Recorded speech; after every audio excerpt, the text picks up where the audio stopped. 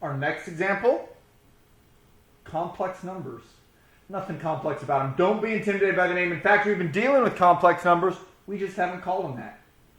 When I asked you what is the square root of 16, you would have told me 4. Well, because 4 squared, 4 times 4 is what gives me 16, which was my radical, my radicand.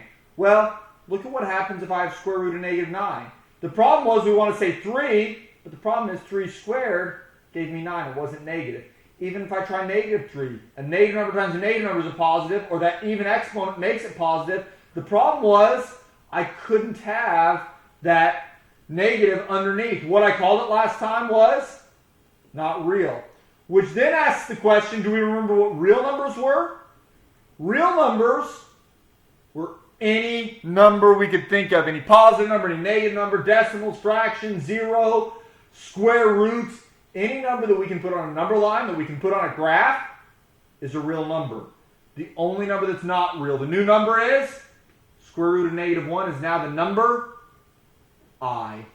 This is what's called the imaginary number. Again, don't be fooled by its name. It is what it is. They were named by guys hundreds of years ago. Here's what we would do. The same way, if you remember breaking up square root of 20, I could break that up as, well, 4 times 5, because square root of 4 is 2, root 5. Right, I wouldn't use 2 and 10, because neither one of those is a square. Well, here's what I could do is break this up as 9 times negative 1. Square root of 9 ends up being 3. Square root of negative 1 ends up being I. That way you could call 3i. 3i is not real, but now the moral of the story, what we really want to do is, before, when we would see a negative underneath, we just say not real and move on.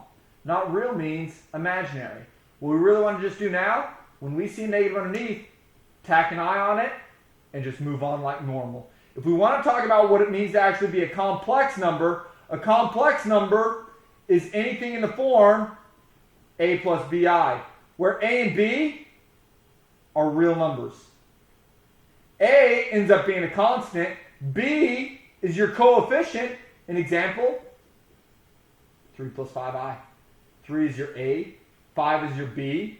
And what ends up happening is, even if these were fractions, negative 1.2 plus 3/7 I. It doesn't matter how weird those real numbers end up being. We have a constant, we have a coefficient, and we just have that I in there. That I represents the square root of a negative. Let's look at some examples.